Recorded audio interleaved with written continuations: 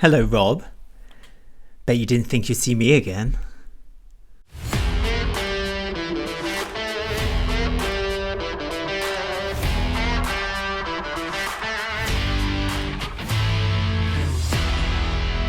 Greetings, EastEnders fans, and welcome to another episode of Albert Square After Dark, your weekly EastEnders podcast. This week, discussing the episodes broadcast between the 10th to the 13th of June 2024. It's been a while, 2 weeks nearly it's been since we last did this. Hello, I've missed you lots. Ree is still sunning it up in Portugal, so who have I brought out retirement? As Ree would say, does Julia's theme mean nothing these days?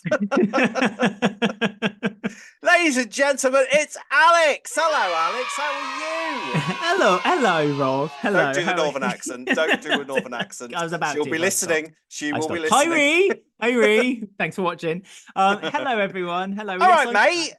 I'm back. I'm back. How are you? I'm good. I'm good. I'm a bit nervous, actually. Genuinely a bit nervous. We've literally been talking for about 45 Half minutes an hour. before we started. Nearly 45 minutes. Yeah. And I felt fine with that little chat, and then as soon as I heard you are now recording, my stomach literally took a tumble. Stage fright. Yeah. I'm a bit nervous. You'll be fine. You're an old hand at this. Emphasis on old. You'll be fine. Don't you worry. It's like falling off a bike, isn't it? It is. Yes. You'll learn it again at some point. I mean, I've got to get the old jokes in now, because unfortunately I'm the oldest out of me and Ree, so she will now throw old jokes at me. So now I know how you used to feel whenever I used to do it to you all the time. So to be the young one of the pair again, it's a nice feeling, I have to say. I know. And again, I put my foot in it earlier when we were talking about watching Formula One, and I said that when I was younger and the shops were closed, and your face just went.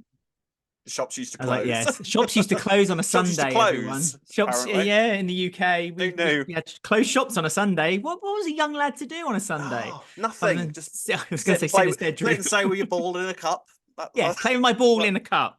Yeah, that's right. That's just the one. That's right. So it's been a time, Alex. How are you? I've missed this. You know, me and Ree have been doing fantastically. I think the audience have possibly missed, that sexual tension that used to be there. That will they, won't they thing. But things have to change, don't they?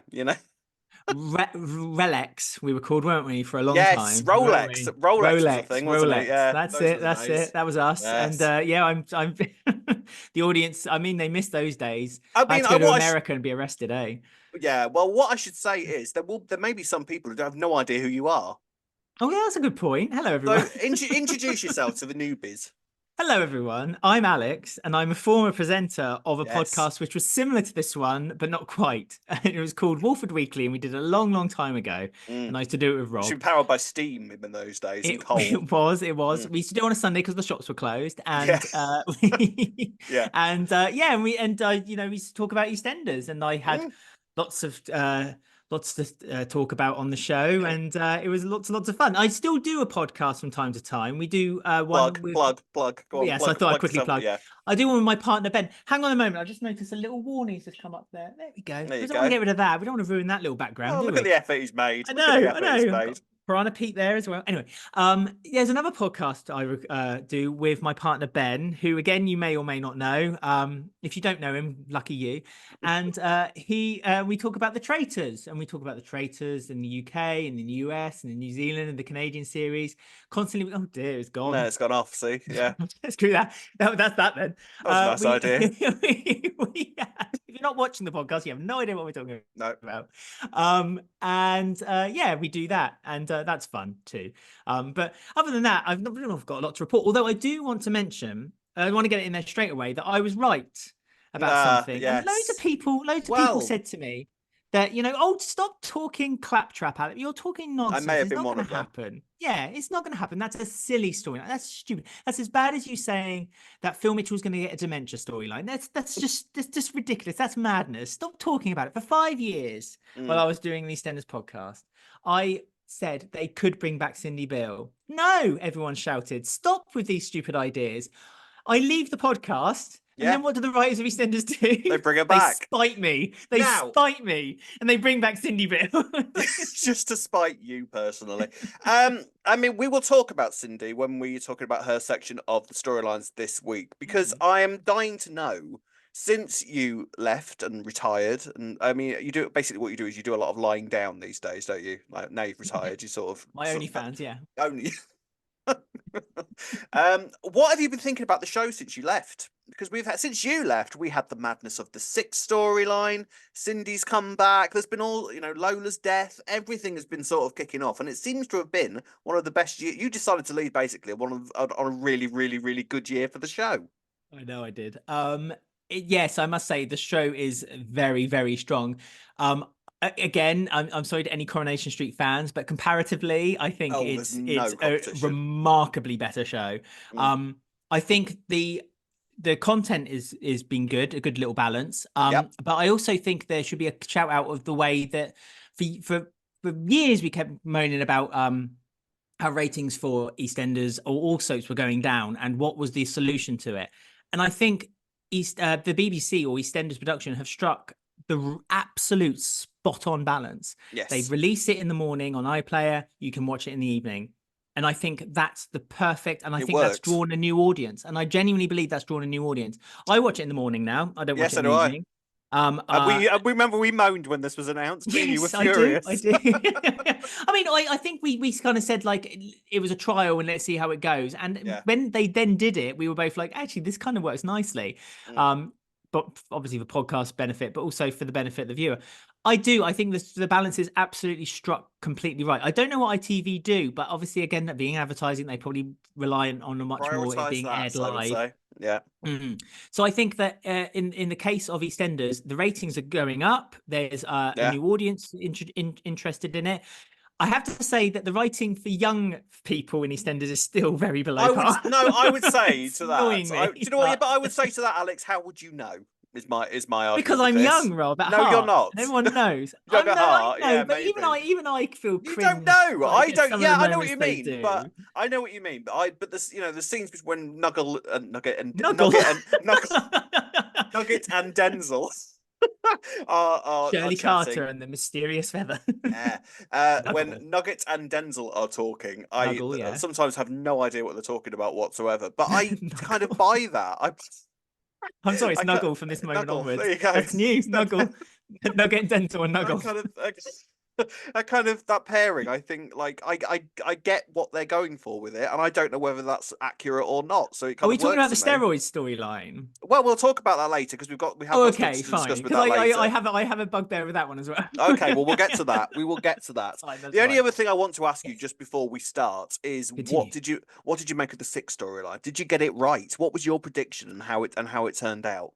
I got the person who died. I feel like I'm not allowed to say it's a spoiler, but it's not a spoiler, is it? I got Keanu. I got Keanu dying right. The person who did it wrong. You'll notice he's anyone who used to watch Wolford Weekly will know that Alex can never pronounce character names correctly. So Keanu, carry on. But no, Keanu. If we're going to go this track, the Keanu is because Phil can't say Keanu's muggles. Oh, name correctly. Anyway. Yes, Kira, if we're going to go down this lane as well, right? Kira, every week I'd say a different way, and every week I was told by different people it was wrong. So in the end, I just couldn't be bothered to change it anymore. So I just called him whatever I wanted to. But anyway, yes, the Six was a lovely storyline. A Christmas, fantastic as well. Yes. Again, this is a bugbear of me about their scheduling of EastEnders late on a Christmas day, but that's just neither here nor there. Because you want to go to bed by then, don't you? Well, I've had a few sherries. I've eaten too many mince pies. I'm feeling a bit tired. But to be fair, I was very hyped up for this story, so it was very much worth it. I did like flashbacks are such a risk. Yes, they are. For them to do it, was it May time? February. They did the flashback. February. They did the flashback in February. It's remarkable how quickly the story has progressed. That's the only thing I would say. I thought it was going to be a lot more slow burner, but I'm presuming there's a lot more to come because Well, we've got the 40th coming up, so it's the presumably 40th is on its way in February. because at the minute it's kind of difficult to tell because I feel like by now when we were going towards the 30th, we knew that the Lucy Beale storyline was going to be the big reveal, and we knew that's where we were heading for the anniversary. I feel like at this moment we don't really know what the 40th is going to be about. We've kind of got an idea. Oh, it's probably going to be based around. I would imagine the truth about the sixth storyline will probably come out around that time, but it feels like there must be more to it than that. And at the moment, we don't really know what that's going to be. I agree. I think they've not even really officially said that is going to be the 40th storyline. No, that's true. So to be fair, we might be clutching at straws and thinking it will be. Maybe they'll just sum it all up by Christmas and then they'll maybe do something else for the 40th.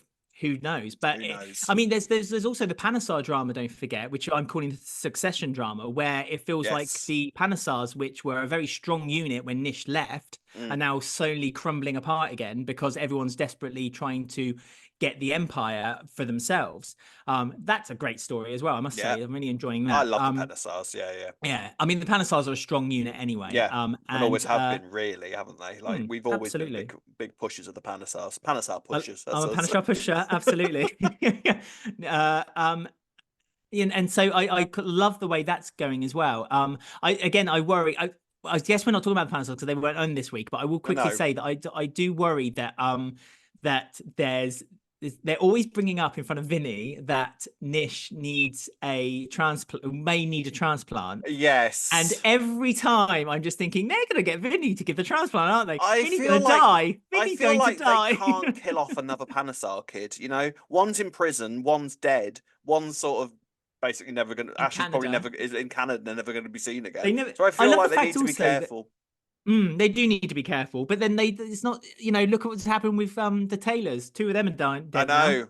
Yeah. So it's not out of the ordinary, you know. Beals, there's half of them are flipping under the ground. Yeah, Mitchell's half of them are dead.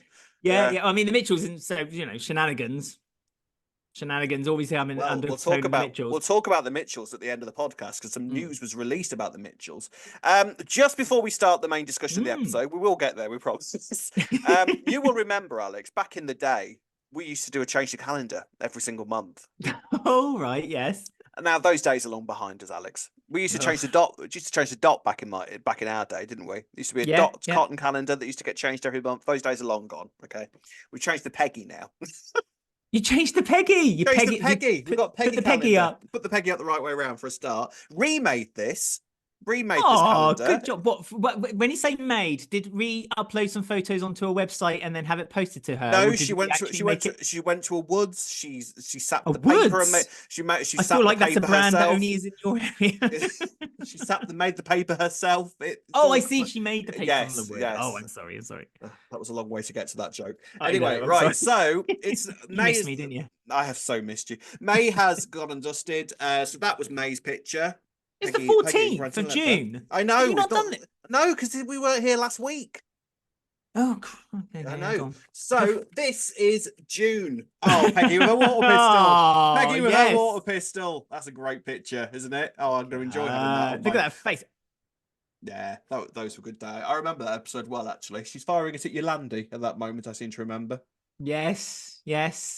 Bless her. Peggy was a lovely character, wasn't she? She really was. Great character. Right. Should we crack on? We've chatted for long enough then. now, I think. You might as well do something, eh? So, ladies and gentlemen, let's get on with this week's Albert Square After Dark. So, we will start this week. We're talking about Ian, Cindy, and Junior. Now, we weren't here last week, so we haven't had a chance to discuss the madness that was the Cindy and Junior affair starting last week. Now, Alex, as you said at the start, Cindy returning. What were your thoughts and what have you what have your thoughts been on Cindy's return so far, basically? Not as impactful as I thought it was going to be, but now it's starting to hot up. There you go. In a sentence, when you heard Cindy was coming back, you immediately thought it had to be associated with Ian, which it was. Obviously, it was that phone call that he made during Dot's funeral when he was all the way back in then. the bushes. Remember when we used to complain that there was no pre-planning in the I show know. anymore? Oh, I know. that's Well, back with a vengeance. we all thought it was Jane, didn't we? We were all We adamant. It did. must be Jane. It must be Did. Jane. I didn't even give it a thought. It could be Cindy. They brought Cindy back exactly how I said they were going to bring her back as well. Witness protection. Yeah, it's the only way you could do See? it. Actually, to be fair, you're very good. You're very, very good. I Well said done. that. I said that. I loved the way that they brought her back, which was they did that flashback back to the 30th anniversary when he told Peter outside the Vic, and it was the old Peter as well. So much. I love I was that like, scene oh my so god, they're much. actually using the old Peter as well. And then they Yeah. brought in the Yeah. old Peter, if you think about it, but now it's the new Peter. And even brought back Fat Boy just for the lols. And Fat Boy. I That mean, was nice. honestly, That was it nice. was Yeah. brilliantly crafted. Yeah. It was a lovely really touch. well done. I thought it was a lovely touch. So that was great. And you just saw her in the bush again, in the bushes of the square, and where she belongs. Where she belongs, watching Ian crying, going, yeah. It was brilliant. I loved how she was dressed when she did that. It's like she'd arrived in Walford by camel, wasn't it? She was all like Saudi Arabia, like Arabian Nights. Yes, loved it. She could be Jasmine. She could. And we've sort of been building up as the months have gone on, thinking any minute now has been sort of become the catchphrase of our podcast, as you all know, because obviously you've been watching every single week. Any minute now has sort of become the phrase that we've been talking about Cindy and George. Like, oh, surely at some point this is going to happen soon. And we've had like the occasional kiss, but it would appear that Cindy's new target that she's now going to get her claws into. And one thing Cindy has always done very well, even back in the day, is have affairs. And bless her, she hasn't changed since then. No. I have never known a character to have such a mad life purely by her own actions. You know, soap characters do have crazy lives by sort of default, but Cindy is purely self-inflicted, I think. Like, she makes things happen to her as opposed to things happen to Cindy. Oh, and this is one of those things. And she's always the most self-pitied as well. She always feels sorry for herself after having matter of fact. Yeah, more than anybody else. She's a complete and utter sociopath in many ways. Oh yeah. Oh yeah. From the days of having an affair with a swimming instructor to today, like she's just having a lovely time. She's just, I mean, Ian and Cindy, if we go all the way back, like they were from the get-go, Cindy was always Ian's one. But unfortunately, Cindy didn't ever see it that way. From their wedding day, when they literally had an argument like at the altar, and they got married out of spite almost at the end of it. It was just like you always feel sorry for Ian because he will literally go out of his way to try to keep hold of Cindy. And I know you've seen it with other women, other characters, Denise, for instance, where he, kept his claws in her when Lucy went missing, and he's done it with a lot of them. But Cindy has been his only one. It's always been about Cindy. The mother of his kids as well, essentially. And some of them anyway. Some of them, yeah. But like I think the ones he likes the most. In all fairness. Lucy and Peter, to be fair. The rest of them can just, I mean, Cindy Jr. is also, that's again, I wish they'd bring Cindy Jr. in. That's something else I'd like. We said this about Cindy Jr. It seems like that whole reveal was all done off screen, which seems a shame. So it seems that that's not going to be something that they're really going to focus on. It's sort of like they almost did that off screen to sort of tidy that little bit up of the sort of the plot of Cindy, and then sort of left that to happen. Well, I mean, it's left open a little bit because she went to see Cindy because Cindy Jr. didn't like her. She's built that bridge now, apparently. But I think it could still have Cindy come back and was like, "Hello, Mum," and have her kind of being a little bit recast, spiteful. I imagine, because Mimi Keaton's doing quite well these days. It would have to be a recast, which is a shame because I liked her as well. I like that this is Cindy's thing. I think it's hilarious that Cindy basically was married to the man which she's now the son of who she's having the affair with. So it's like, it's so Cindy, isn't it? That feels a bit weird. That whole thing with Cindy and Junior, it felt actually quite dark. I thought, like, it's like the whole thing with Junior, like, what the hell is going on in Junior's brain? I tell you, like, there's attachment issues, there's having daddy issues, and then there's doing what he's doing, which seems to be actively chasing his dad's ex-partner, who he suspects that he's still in love with. Like, that's a little bit dark and revenge-filled, isn't it? Well, it reminds me a bit of what Ravi did to Denise. Poor Denise, I keep bringing her up as a reference all the time. It's like when hot with her new haircut, by the way, shall we just say? I know, I love the bob. Hair. I love the bob. They said that Chelsea had a haircut too, but I was a bit like, I don't see that. But I saw Denise. But that explains why Denise wasn't in the show for about 3 weeks, because she had a haircut. Getting a haircut. So they couldn't film any scenes because it would just look weird. Her hair would keep changing length. I mean, at first I thought he was kind of doing it out of spite toward his dad. We know he's a serial cheater. He seems to be the serial new Max cheater. Branning, I He would is the new argue. Max Branning, Yeah. 100% the new Max Branning. Which I mean, people like Max Branning's character. I always thought that they exhausted what they could do with him, but Yeah. this is a whole new person. This is a whole new character. There's a lot more traits and flaws to maybe look into with Junior. I thought it was a bit of a shame that his wife and his kid had gone, because I thought it'd be a nice little family unit, and that was Yeah. quite fun. But but not much of shame that I thought, oh well, I kind of passed it on after a while. I was like, that's fine. But going back, I don't think Monique was given that much personality, to be honest, was she? No, I must she wasn't say. really gonna. She wasn't planning on. You got the impression they weren't planning on making her stick around too much, were they? No, Which I is a don't think shame, because I have to effort say, wasn't high. Monique and Xavier Knight are fantastic character names, I think. So it's a shame. Xavier's a lovely name. As I've said, it's not as great as Jazzy Phoenix. The actress Wow. who played Nadine, it was called Jazzy Phoenix, and I'm Oh, obsessed with her name. really? Oh, great name. I don't know if it's Jazzy? real, but I don't know if it's a stage name, but Jazzy Phoenix is an incredible name. Doesn't matter. She gets her equity card and she's She fine. does. So this whole thing between Cindy and George Jr. has now become a thing. You can tell that Cindy is now, despite all the protestations, she's clearly very, very interested in this eventually happening again. Well, she Junior likes it, is. doesn't she? She likes the She does. She likes attention. the chase, doesn't she? And She likes the chase. She likes the comfortableness of being with Ian. She likes the being settled with Ian. She's even Yeah. said so. But she also needs a little bit of adventure in her life. She'll never ever be torn away from the adventure in her life. And I guess in France, perhaps she had that kind of like different lifestyle. In Wolford, what else is there to do other than walk around the Other market than have every day? affairs. Yeah, just have an affair. I mean, mean, again.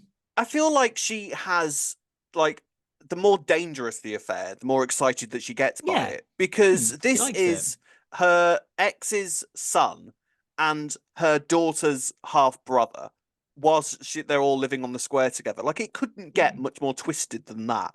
And she is just not. It seems like she doesn't even really give that side of things even that much of a thought. Like, she'll kind of stand outside the gym waiting for him and kind of tell him off for being involved in Ian's fitness regime, whilst at the same time clearly quite glad that he is. Like, Mm. she's. The pair of them, in some ways, are actually very well suited together.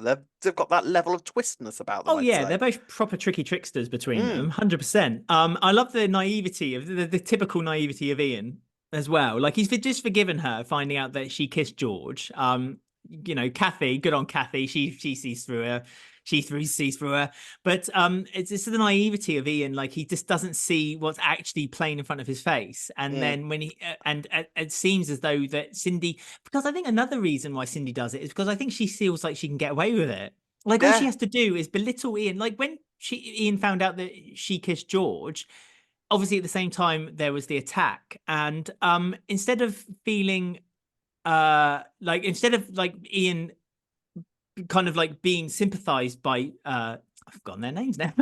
Cindy. You do it so well. I know, by Cindy. Instead, she kind of used the attack against him and said, like, oh, you're not being, you're not looking after my interests. And so she kind of twisted it straight away, turned it around from it being her fault for kissing George to being his fault for not showing an interest. Borderline a bit of emotional abuse, let's be fair here. That's what I mean. She's not afraid of sort of playing dirty when it comes to Ian. And I wonder with Ian sometimes, I think that nothing that he could find out about Cindy would surprise him. No. And there were times, and there was that moment when he found out about George and the kiss, where he basically turned around to Kathy and said, look, it's fine because I'm not going to be able to do any better. And she reminds me of Lucy. So it feels like in some ways he's almost using Cindy for his own needs in a lot of ways, but That's just true. less vindictively, I feel. Yeah, I guess you're right. They're kind of using each other, aren't they? Like Ian's using it for his link to Lucy. Cindy's using him for the dependency of having a home and having someone to get she can fall access to the back on. girls. Yeah. So yeah, but then still having her cake and eating it with yeah, and Junior. then still kind of basically is doing something that could mess all that up at any moment should all this come out. Typical Cindy. So arguably, do you think that Cindy has been written quite consistently with how she used to be? Do you think that she is? Oh yeah. Yeah. Oh, absolutely, This is the Cindy of old that you recognise, and yeah, this isn't the Janine return that no. we all will just need to kind of forget. It's they are actually keeping to a kind of consistency with her, and I think that they're basically using her stories as a strength of what she's always been used to doing, and that is just being a bit horrible to Ian. Yeah, I mean, I'm sort of struck by the fact that Kathy and Cindy are sort of forced to live together at this stage, and I almost wonder if Cindy feels how. I mean, it's in no way the same thing because Kathy is much more justified in her feelings. But I almost sort of wonder if Cindy feels how Kathy used to feel with Lou back in the day. You know, there's that evil mother-in-law that never used to give her no end of shit, basically, and just so, I imagine she feels it's the same sort of thing. Funnily enough, you saying that, it's like we'll probably talk about Sonia. But when Sonia was talking to Kathy in this week, there was feelings of like Pauline / Lou there when she was sat around the same table. They were both, and she was giving advice out about Reiss. And so I think Kathy's kind of like the matriarchal character in that household. Yeah, I mean, it's what I love most about EastEnders, I think, more than any other thing, is the fact that out of all the soaps, EastEnders is never afraid to refer back to its own history. And so and it should, 100%. And you can have these characters. I mean, we'll talk about it later, but you know, the conversation between Sharon and Kathy, like these two characters have got such a rich and textured history together and apart, and that they can just occasionally just sort of meet up and have those sorts of conversations. It's such a strength for the show, and when you've got a producer in charge of it who understands that about the show. And we love Clenners, so you can take full advantage of that. It's great.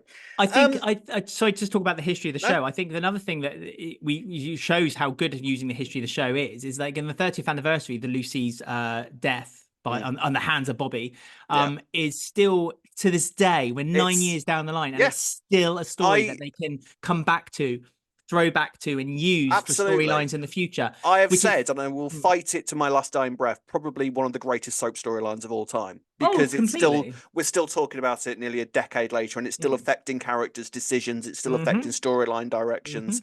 You know, bringing Cindy back brought a whole new element and a whole new side to it. It was an incredible storyline. I know people probably first were a little bit kind of worried about, oh, you're killing off Lucy Beale, that's a legacy character, you know. But then if it goes into this direction where you're still talking about it 10 years later and it's still having such a massive impact on the characters, no bad thing there, I don't think. I agree. I think for spectacle, the best anniversary episode for me will always be is like Stacey run, and then Bradley falling off the roof. For spectacle, 100%, the live episode was spot on. But for legacy, 30th anniversary was just I would almost say by the book. It should be studied. It should be studied in university. How you the build up to it, the way they did the promos to it, the way it's now had the effects. 9 and a half years on, we're still using storylines from it.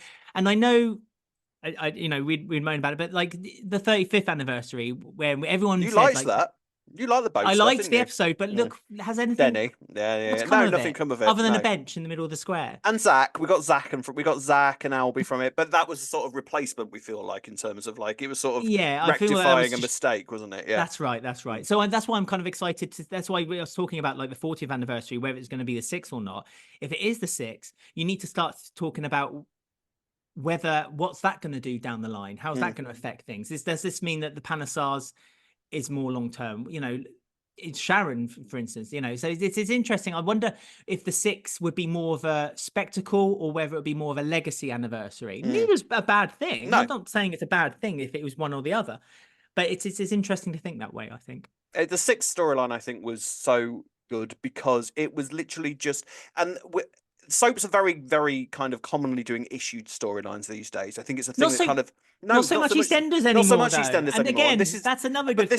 This is what I mean. Yeah. It was simply a case of putting your 6 most iconic women in multicolored dresses and letting them do their thing and letting them going to award ceremonies. Yeah. Going to award ceremonies dressed in the exact same. I mean, we've not seen Sharon at Letitia Dean at a award ceremony for years and years and years and years. Clenshaw's like, go on, put on that lovely white wedding dress and have you there, and she's like, all right, then I will. And off she went. It's honestly, yes, I agree. I think in the spectacle of soap, because soap is a spectacle. It is. It's okay to do silly story, well, not silly, but over the top. But it was camp, and it wasn't pretending to be anything other than that. It was perfectly tongue in cheek. It knew what it was doing. It knew why it existed, and it just did that beautifully with no shame towards it whatsoever. And I thought it was fantastic. So wheeling all the way back, that's why Cindy coming back was very good. Well done. Yeah, to bring us back to the original topic. See, haven't you missed this, Alex? Haven't you missed this? My question to you now is, now that Cindy and George Jr. seem to be a thing, is this now going to moving away from the potential of a Cindy and George Sr. affair?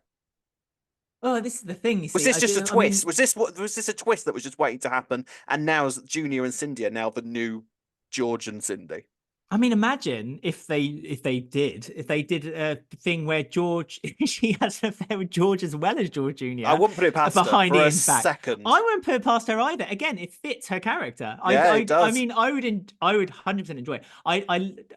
Again, we had a drought of affair storylines on EastEnders. Yes. It's something I used to complain about. It's like Mm. there was so many of them, and then all of a sudden none at all. And this, I think, like if they're going to do it, then do it in style, you know, and like do it properly. I think that because George doesn't know that Cindy and George Jr. or does he know that they've done something together? I He's forget. got an idea, I think. I think Okay. he's sort of, because I think the kiss is sort of public knowledge now. That's everyone knows so that, just yeah. like, you know, Elaine knows about it, Ian knows about it, so the girls know about it. So yeah, Junior will know about it. But I think like anything really that's gone on between Cindy and George Jr. is basically known about. So it's just this new element of secrecy that's now coming into it. And if George Senior decides to kind of let Cindy in a little bit more, I agree with you. I don't think that she will hesitate to just have an affair with both of them. No. Oh, she'll go for it. She'll go for it. Father Bring it and on, son. I say. I love Bring it. it Actually, on. I really like that. Bring it I just wonder where Ian would fit in this equation. Nowhere. Like, At home, that's the problem. cooking food that's never going to get eaten. That'll be Playing Ian's role. Scrabble by himself. But yeah, and having Kathy just whinging in his ear. That's all. That's going to be Ian's lot in Oh, life now. I'd love Kathy to be in my life. Kathy's amazing. Right. We will now move on to the next storyline, ladies and gentlemen, and that is Nugget, Denzel, and the return of Kim, Howie, Patrick, and Yolandi. The steroid storyline is kind of continuing in the background. Safe to say, I think, that they have started to take a proper effect on Denzel's personality, haven't they? Isn't it just his little emotional swings? Yeah, his little mood Denzel. swings. Teenager. I mean, yes, you could link it to him being a teenager, and I think a lot of them are. But Yeah, no, at this I think we're stage, meant to allude. hormones. We're meant to allude though that it's his steroids that he's taking. I mean, for a lad who's taking, I mean, he's taking them in pill forms, isn't he? Yes, supplements. Again, it reminds me of when Bernie was on the diet pills. You remember Oh that? yes, I remember that very well. Yes.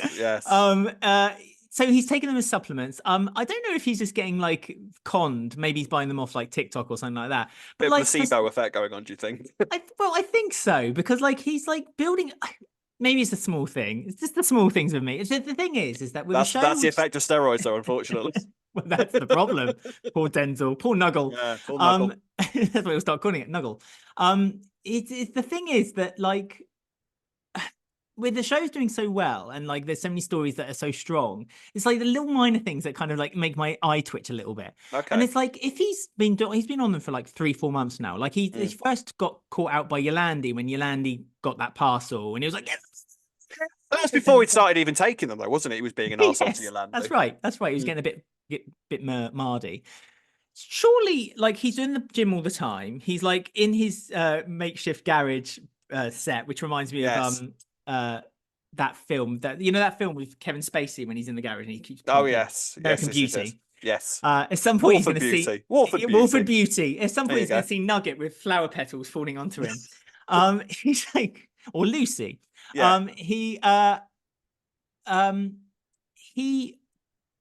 doesn't seem to have built up much muscle. Does that make sense to you? And it's like confusing me a little bit. It's like I don't know why they can't just maybe put a little bit of a bodysuit on him or something. I don't know. I feel like that would be a bit. It's of a very struggle. small thing, and I'm a twat. I know what you mean, but I appreciate it. I feel like it would be a bit of a struggle. I feel because he wears a lot of vests, and that's normally the gym gear. So I think it's supposed to be that we're sort of imagining that this is really. I think the storyline is more about how it's affecting his personality. Yes, I know. And I don't. I mean, let's not pretend that me and you. Let's not pretend that me and you understand how long these things take, Alex. I know you go to the gym, and I've got a personal trainer these days. You might have. Have you now? This is new information. Oh, I have. What's his or her name? His name is Matty. Of course it is. Is Matty a good-looking chap? Yes, he is. Will Matty be watching this? No, he won't. I hope. I've told him about it, but I've sort of given him very vague details, and on the off chance that I might mention him. And almost, I could have predicted that if I was going to mention him, it would be with you. What do you do at the gym? I'm interested. I do leg days and I do upper body days. Push and pull. Yes, all that sort of thing. I'm on the ab crunch and all that kind of thing. There's some torturous medieval devices in It's a the gym, next isn't there? morning, isn't it? Eh? Oh, I'm walking around like, oh, You look like Mr. Burns, your arms like that, I walking do, around. yeah, Yeah. yeah, really, really fragile the next day, but it is working. So yeah, I am enjoying it. But Good for the you. reason I got a PT was because I know full well that I wouldn't go otherwise. So Well, it's that gives you yeah, that that's discipline, fair. doesn't it? It gives you that discipline. Absolutely. But this whole thing with Nugget and Denzel, like now, I feel like Nugget starting to take the steroids is going to have the most negative impact, and I wonder if this is going to be what eventually sort of What? sorts out Denzel's brain when he sees his best mate kind of nearly die or something, you know? I don't think. Well, I hope we go that far. I mean, No, I hope he doesn't go that far, Is but it no? Is Nugget taking them though? Because the last time I he's saw him, taken a he kind of couple. went. Oh, you didn't think you don't think he Then took slapped it? them No, out no, again. because he took one Oh, and then had a stomach ache. But I think the that's implication right. is, Yeah, I think the Nugget. implication is that he is sort of Oh, keeping take. Nugget. I see. I will have no bad things said about Nugget because I No, love I love, Nuggets, and I I love always have. him, and it just cracks I me up. always have. He's like the kind of dweeby character, isn't he? He's like He he's already is, broken up a bless him. relationship, Yeah, so because he was feeling like he was losing his best friend, and then yeah. in order to keep his best friend for even longer, it's like when they're at the gym, and Teenage problems, isn't it? I know, I do, I kind of sympathize. Like when Denzel's in the gym and he's like, "Oh, see that girl? Oh, yeah, she's good. I might get a video with her." And Nugget's kind of just there with his weights going, with like 2 kilogram weights going. But "Ah." this, yeah, I know. But this is the interesting thing about this dynamic. I think is that Mm. whatever these drugs are doing to Denzel, they're giving him that level of arrogance that require, and you know what teenage lads are like. They think that it's all about bravado, and Nugget Mm. hasn't got that bravado. And No, he hasn't. whatever Denzel is taking, it's giving him that bravado, which sort of, and you get the impression that Nugget very much looks up to Denzel. Oh, So 100%. And that's why he was so concerned when he yeah, felt like he was losing him to Amy, and like he mm, made that lie up about Amy so that he yeah, would break them up. And Amy's like, "Oh, I see in you the scum." mm, Which is fair, to be fair, because he did lie in order to yeah, keep his yeah, best friend. But it like you kind of sympathized with his, because really Nugget, other than Denzel, has no one else on the square. He's got his sister, obviously, but his yeah, sister's and kind of off Suki. doing other things. Where do you see this plot going now? Like, what's the ultimate outcome of where this is going to go? Do you think with the Well, it's steroid? going to go that Denzel gets more and more and more unhinged, and the Yes, family become more won't and more notice it, concerned and won't know what to do about won't it. know what to do about it, Mm. and they'll just put it down to teenager being a Teenage teenager. angst.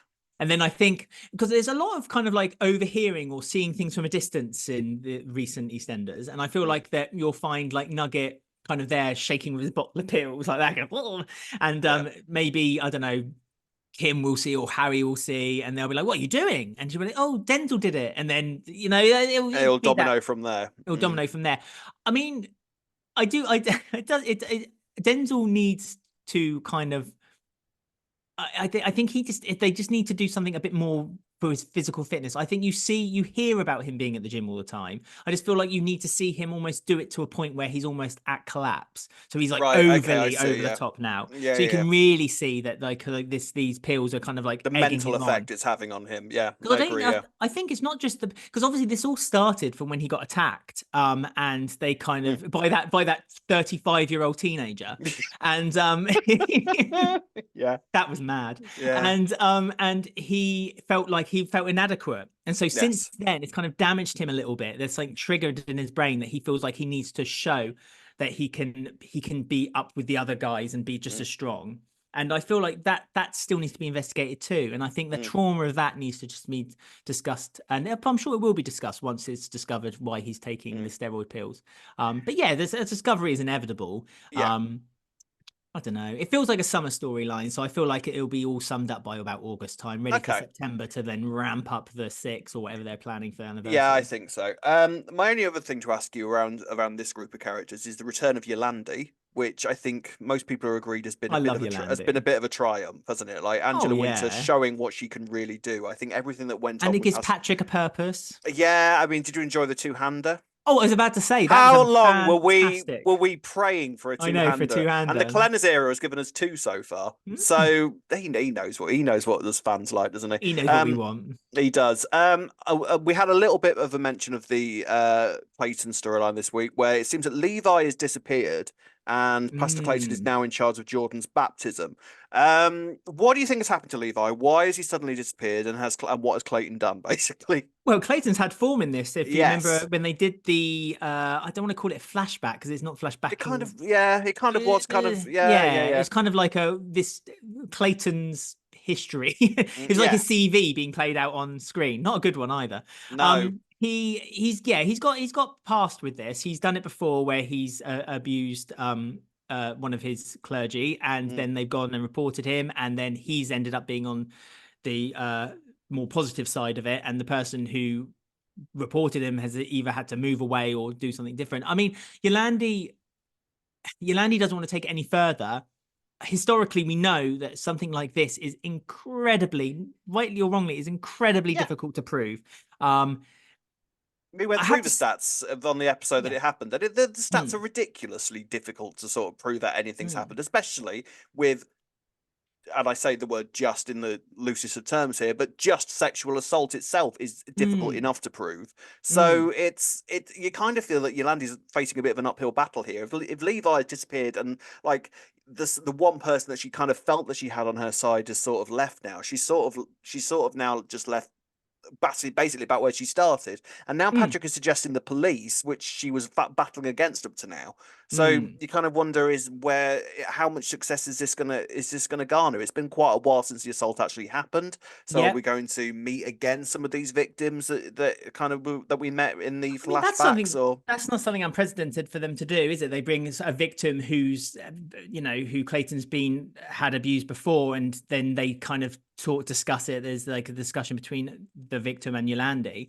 I doubt they would, but I don't want them to kind of do the make him run out of town, because enough of them get together and they kind of chuck him out. That's torches and pitchforks and stuff. That's right. That's right. Like Michelle when she had the stalker. Like we don't want anything like that. That was just silly. But like it's difficult. It's the thing is it's the difficulty of the legitimacy of proving it, and that's where it's difficult not to tie yourself in knots with something like that as a writer and to have it produced. So I'm wondering, I don't know how they would do it. I mean, obviously it's not just Yolandi and Patrick who knows. I'm sorry, I forget the name. Linda's mum. Elaine? How can you forget Elaine's name? I'm sorry. I'm bad. My Irish cream. Oh my God! Last week when she was in the Vic, and she was there was no need for this line, but she was just talking to this random person in the bar. She went, "Yes, and it's just cream, so it's good for you." I love her. Oh, hi, Elaine. We love Elaine on Albert Square After Dark. I don't know what your thoughts are on her. I feel like she got a bit. Great. She's. I mean, I really think she's great, and I loved the sort of impact that she had on the Patrick and Yolandi storyline. Yes. So in the laundrette when Yolandi, because that episode again, I thought that episode was fantastic, and I feel like it got buried a little bit in the sense that I don't think it'll be as well remembered as maybe other kind of episodes that would have done something similar. But when Yolandi was helping at the fundraiser and then he locked her and Clayton was in the room with her, then she was on the stage desperately trying to keep composure, came off the stage and then walked, and she went into the laundrette. And then Elaine met with her and they had that brilliant dialogue between them. I feel like that scene, I hope that scene gets mentioned in something like an award or just something. Well, it would get mentioned in the ITV Soap Awards if they were doing it this year, Alex. However, are they not doing it this year? No, we've not heard about this. Oh no, is that because of Philip? ITV no, I don't think it is because they got Jane McDonald to do it last year. Oh yes, of course they did. Yes, icon. ITV kind of postponed the Soap Awards this year. You know why, don't you? Of course we know why. Street and Emmerdale of course we know why. Well. And do you know what they did? They did an award show on This Morning. And EastEnders didn't win a single award. Of course it didn't. There's no bias at all. No bias whatsoever. Although suspect. The woman who, again, you'll probably know the journalist's name, but she's Marshall. a writer now. Sharon Marshall, she writes for EastEnders now, doesn't she? Yeah, so that must have felt weird for her. I mean, to be fair, Sharon Marshall has written for Emmerdale as well. She's sort of been she's one of these who's been sort of all over the soap. I mean, she's a fan of soap. She loves soap, so it's great. But yeah, no, that was very odd. So there we go. So we'll sort of see where it was. Like I say, it was all sort of briefly mentioned this week. I feel like the Patrick and Yolandi stuff is going to sort of pick up again next week. So we'll sort of see how that goes. On to the bigger storylines of this week now. And should we talk about Bianca? Yes, go on then. Let's have a little chat about Bianca, Reiss, and Sonia. So, we discovered a little bit about Bianca this week, and then Bianca swiftly left, I felt. Yes. I felt like we got some insight into why Bianca is acting the way that she has. and then she then got drunk and then drove off in a taco van, which I feel Drunk, like yeah. yeah. Did she leave though, or are we led to believe the conspiracy theories online? And Which Reiss are Reiss took Bianca to a warehouse no, for I haven't, shenanigans. I haven't seen, I haven't Have you seen not seen this. there's a No, couple of theories out there right now. I do want to okay, share them really quickly. right, So please do. one of them is that basically Reiss saw Bianca drive away. He followed. I don't know if he's got a driving license, but somehow he followed. He has. Uh, I've seen him drive, but his car doesn't but work. We got that. oh, that's His right. His car's car don't broken. work. That's true. Sorry to But crap all over those theories straight away, but his car he doesn't could work. still He could get a have car. stolen He could one. steal one. Yeah, there you go. So he drove and met up with Bianca and then took her away, and that's why she can't be contacted or anything. And the second Right. theory is that Reese's wife is in hospital not because of an injury that caused her to get in a coma. I have seen this. Yeah, Yes. but at the hands of Reiss himself. So yeah, let's Now, talk if about Reiss because because they better not damage my Reiss because I love Reiss. So no, I'm just see letting now you know that I right now. really enjoy Reiss and this Hmm. sort of. I know that he's a bit. It seems to have turned into a bit of a Marmite character. I think some people really enjoy Reiss and some people really don't like him, and Oh. I wonder if some of it is because they're unsure of his motives. Chris Clenshaw said a little while back, I'm talking a little while back now, that he was quite pleased by the reaction to Reese because he like that people weren't quite sure what to make of him. And I feel like that hasn't changed all that much because this week has been the first sort of big Reese and Sonya week that we've had for quite a while since this whole Hmm. IVF thing started. The problem I always think with IVF plots is that they have to be lengthy. They have to go on for quite a while to sort of Well, be at remotely least 9 months. realistic. Well, exactly. And this has been going on for quite a while now. To the point where I didn't realize that Debbie's in a care home. I thought she was in hospital, which was making me question, like, how long do they, to sort of, ask it nicely, but how long is she allowed to be there for? But it Also, seems that is she's it a in a, private care home or is it well, she's in a, NHS? it seems, I'm not sure, but this is the first time I thought that they referenced the fact that she was in a care home. I See, thought I all this thought she time was in she's been, hospital as yeah, I thought well. she was in hospital. Hmm. And then they sort of were talking about Debbie's care home because I was sort of kind of like, right, so what? Bianca followed him to the hospital and then found him. That I seems mean, Bianca's unlikely. discovery was a stretch, in my opinion, as Yeah, well. It's like the fact that she saw him. How did it start? He was talking about. Oh yeah, she found out that he was asking money from Kat, and then he made a yeah. phone call, and then she followed him, and then that she put two and two together and made he needs money. It's like, oh, he Yeah, has I money. It's mean, really weird. this because now Sonia's after add-ons for. I'm not gonna lie. Sonia There's will been a always Sonia, whole. won't she? Yeah, bless her. I Because mean, like Sonia's done this, she's got past with this, hasn't she? On yeah, two occasions now, she's looked after an elderly person, and and then then they've taking written their her money. into the will. Yeah, so she might as well do it 3 times, make a hat Yeah, why trick. not? Well done, Third time's the Sonia. charm. I Yeah. mean, there have been many elements to this IVF plot where I will admit a lot of stuff has gone over my head where they've been using technical terms and stuff. I mean, there's no reason for me to understand IVF in terms of because I've no plans to have children. So No. there's many Okay. elements to it that I don't sort of need to know. So a lot of it has sort of gone over my head a little bit. But especially when they start talking about add-ons, as in the same way that I'm playing Yeah. Bejeweled or something, and I can pay a fiver to get like extra lives or something. That's all my understanding of add-ons really is. Leather So interior in a car. yeah, well, that sort Hmm. of. Well, I'll always pay for that. Oh, of course, that's an Yeah, yeah, add-on. yeah, yeah. The dip into Absolutely. Debbie's I'd call that. fund anytime. I'd call that a necessity. So this IVF thing, because obviously last week Sonia discovered that she actually had no. She thought she was pregnant, and then she went to the hospital and discovered that there was no baby. So she was very Hmm. keen to get the IVF started again. And Reese was sort of like, "Are you sure about this? Because you can grieve a little bit first before we go any further into this." And Sonia just wanted to kind of get on with it again. And Bianca has now been battling with Sonia all the way through because she's really taken a dislike to Reese. And as she discovers more about Reese as the week goes on and understands what's been going on a little bit more, this battle between her and Reese really starts to heat up. Now, Hmm. this was the start, I thought, of them starting to maybe hint at a slightly darker side to Reese. Like he was a little bit more aggressive. He was a little Hmm. bit more fiery. He was a bit Bianca seemed to bring out a bit more of a nasty side to him.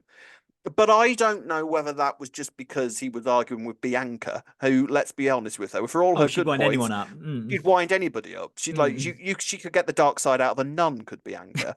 So you've got to sort of wonder, is it more to do with that? Have people sort of been looking for something that isn't supposed to be there, or are there still questions about Reese? Is there a dark side to him? I mean, Bianca is kind of again almost desperately scrambling to try to keep people on her side. Like she lost Whitney. Whitney's gone now. Yeah. Uh, Sonia kind of pushed her away as well because she kind of took Reese's side. You have to, for me, it's like we seem to be blaming Reiss for all this, but like Sonia has been or has become complicit with it now, and she doesn't seem that upset about it either, other than the kind of like a little bit like you didn't tell me. You didn't tell me. Yeah, that's it. It wasn't that seems to be the main bone of contention. It wasn't that at all. She was, no, I do that sort of thing all the time, Reiss. Don't worry about that. Yeah, I'm taking money from many of coffee. Please, but let me tell you my history. My bank account's full of money. We have so much in common. Oh my god, it's not just the brass instruments. Yeah. We have so much in common. So yeah, she seemed to sort of get over that quite quickly. There was a night, like you said earlier, there was a nice chat between Kathy and Sonia. Yeah, and I think Kathy spoke sense as well. I think Kathy was did. right. I think kind of agreed with Kathy. Rocky did. Yeah, no, it's so I'm struggling. He didn't burn a cafe down. No, he didn't. I'm sort of struggling to see this side of Reiss that everybody else seems to be getting. I get that there is supposed to be an element of ambiguity about him a little bit, but I'm still not seeing. I wonder if there is the potential for him, because I did wonder at one point whether they were just going to show him putting a pillow over Debbie's face or something. Like I thought that too. I thought that was going to happen. Fluffy pillow. I know, he's just fluffing it. Or my other thing that I thought was going to happen this week was at the end of the week, Debbie was going to open her eyes or something. Something was going to happen with the Debbie stuff, and I'm still kind of clueless as to where the Debbie element of the storyline is going. Like, surely there's a reason why she's still a thing, if you get my meaning. Yeah, it feels weird that it's kind of like they've painted themselves into a corner slightly with Debbie. This has been over a year, surely, now, since we first met Debbie. Oh, not Dot's funeral. Enough. Yeah, not far. But since we met a little bit later, I suppose. Yeah, a bit later on than that. It feels like what can they do? What can they do with Debbie? Where is this going? I just. It's weird. I mean, the thing with me is that like I feel like Bianca is blaming the wrong. Is wrongly blaming Reiss for something that both Sonia and Reiss are on board with, but Bianca can't kind of figure out in her mind that someone like Sonia would do, even though she should kind of realize that, like, I know it sounds a bit cruel, but Sonia has done this in the past, but not in such a cruel. I'm not saying Sonia did it on purpose in a kind of cruel way. It's just that she has kind of cared for, like, and her most desperate moments. Sonia occasionally reverts into this. She stole money. Remember, she started that weight loss group. She stole money so she got the gastric band put on. That's when we met New Martin. She passed out outside the Vic. So she's taken Dot's money before. She's got a history of this. Form. Yeah. And so I don't think it's. I think Sonia. Not Sonia. I think Bianca's almost blaming Reiss. Again, it's a bit like Nugget and Denzel in a weird way, that Bianca's trying to get rid of Reiss so she can have Sonia for herself because she's lost Whitney. And it feels a little bit like that's because that's happening in the background. It made Bianca a bit more desperate to become, to kind of convince Sonia into pushing Reiss away a little bit. And when the money thing came up, it kind of became an excuse or a reason for it. Obviously, we also learned that Bianca's got depression, but she's not taking her medicines. Now, because I quite enjoyed this moment where she was talking to Kat, and apparently she's spoken to a doctor who was talking to her about her outbursts. And the first question she was asked was, do these outbursts happen often? Yes. Yes, they do. She was young. I mean, she was young. She's always had these outbursts. In fact, the only thing that I've really been missing with Bianca, because she's had quite a very Bianca type return this time around. I remember the last time Bianca came back properly for the Callum and Whitney wedding. I thought Bianca was actually quite understated for the most part. She didn't like go into mad Bianca mode like she has done this time. But the one thing I have missed about Bianca is when she used to just let out a random scream of fury before she attacked somebody. Do you remember? I remember her fighting with Jane and having that food fight when they were both dressed as fish, and she would just like and just throw fish at people. Like she's such an angry woman, and she always has been. So I quite appreciate that they're actually starting to delve a little bit into her psychological makeup, but then to sort of reveal this about her and then sort of send her off seems a bit weird. It was a bit like dropped and then run, wasn't it? It was kind of like, oh, when she's got depression, bye. Like, I could perfectly imagine, them fine, like as them having this moment where Sonia and Bianca fell out because of the Reiss storyline, and then Bianca realizing that there was nothing for her to stay around for anymore, and then just going off, and that would have kind of felt like a fairly satisfying ending for it. But instead, they've added this extra element and then sent her off, which feels a bit. So it feels like, is Bianca gone, or is she coming back, or what's going on? Yeah, it's weird, isn't it? I think I obviously they added it for a bit of peril for Sonia, because then that kind of also puts a bit of a stick between Reiss and Sonia again a bit more, doesn't it? I mean, Kat is the champion of Bianca as well, which is hilarious. I thought it was nice. Yeah, I like Kat and Bianca's relationship. I loved Kat actually this week as well. When again, we'll talk about it when Karen and Sharon has that bit at the back of the Vic. That was a really sweet moment, actually, I must say. And at that moment, she's grown a lot, hasn't she, Kat, in many ways? I said they're finally using Kat as instead of stereotype Cat, matriarchal almost, isn't Cat she? a bit more, because really they've just made Cat very stereotypical Cat, like the Cat you kind of remember as being. This is the problem, I think, with a character like total slag. Well, this is the problem. I think with a character like Cat, there's only so long you can do total slag Cat for. You know, this is a woman who's now in her 50s. You know, so it becomes a parody. Yeah, exactly. You know, and it's sort of difficult, I think, to maintain that. So you've got to sort of scratch away at an additional element and sort of give her a new role in the show a little bit. Not to say that she's old or anything, but, you know, I just think realistically, as a human being, you would sort of start to go away from habits that you had when you were younger, like you say, because otherwise you become a parody and a stereotype of a former character.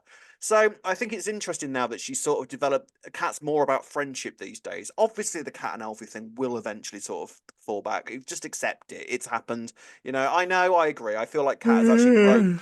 I know, I agree. I feel like Cat has grown out of Alfie a little bit, but it seems that they will eventually return there. So, you know, whatever. Just accept it's just Alfie. You you know my opinion on Alfie. I know, yeah. So I remember too much well. on that, but yes. But so still. In terms we haven't talked about the other big return also, by the way, Big Mo. I know. What are you happy to see? Are you happy to see Mo again? I mean, it is what it is, isn't it? She's always going to be a kind of like sit on the Vic. She's a nice character to kind of have around. Yeah, I think she's fine to have she has a good role to play, and I like her relationship with Stevie. I think that's working quite nicely. I like Stevie a lot. I was not sure at first, but I've really grown to like Stevie. And of course, this Stevie is the new sort of thing that, which I know you're going to be all over, is the building of Billy Mitchell. I know. Who'd have thought it? Billy had his time. This is the era of Billy in many ways, isn't it? I know, but it was inevitable they were going to build the Mitchells. Let's be honest, the Mitchell building was inevitable because they have to. Other than we will talk about the Mitchells, the news about the Mitchells later. But I think it is interesting.